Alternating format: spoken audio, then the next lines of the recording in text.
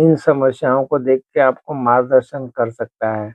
अब हम बात करेंगे कि 8वें भाव से संबंधित जो भी प्रश्न पूछे जाते हैं उसके बारे में उसके जो क्या उत्तर बन सकते हैं उसके संक्षिप्त रूप में बात करेंगे।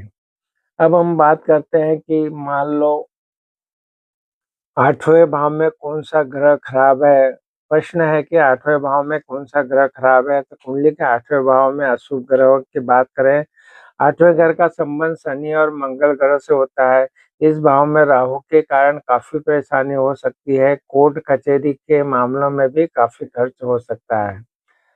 प्रश्न है कि 8वें भाव में कौन से ग्रह अच्छे माने जाते हैं? 8वें भाव में कौन से ग्रह अच्छे माने जाते हैं?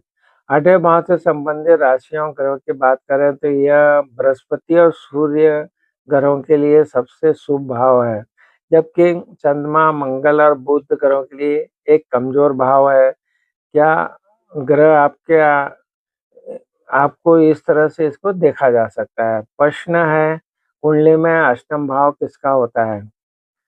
कुंडली में जो अष्टम भाव किसका होता है, इसका जवाब है कि अष्टम भाव का जो कारक ग्रह शनि होता है।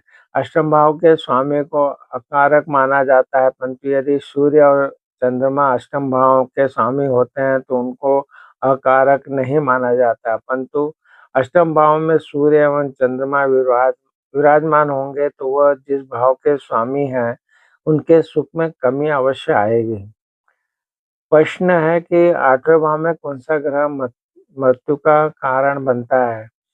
ज्योतिष के अनुसार 8वें भाव में मृत्यु भाव में कोई भी ग्रह मृत्यु का कारण बन सकता है, लेकिन शनि, मंगल, राहु, केतु को विशेष रूप से जीवन संकट, मृत्यु के लिए जिम्मेदार माना जाता है, जो विभिन्न ग्रहों की युतीय दृष्टि के आधार पर मृत्यु के कारण बनते हैं, जैसे दुर्घटना, बीमारी या रहस्यमय स्थितियों को दर्शाते हैं। हालांकि यह एक जटिल गणना है और विशेषज्ञ के विश्लेषण की मांग की जा सकती है। प्रश्न है कि 8वें भाव में कौन-सा ग्रह लंबा जीवन देता है? 8वें भाव में कौन-सा ग्रह लंबा जीवन देता है? 8वें भाव में बुध, बृहस्पति और शुक्र ग्रह होने से दीर्घायु होती है। 8वें भाव में शनि होने से मृत्यु का खतरा भी नहीं बढ़ता, क्योंकि ये मृत्यु के भाव दूसरे और 7वें भाव हैं, इसलिए इन्हें मारक भाव भी कहा जाता है।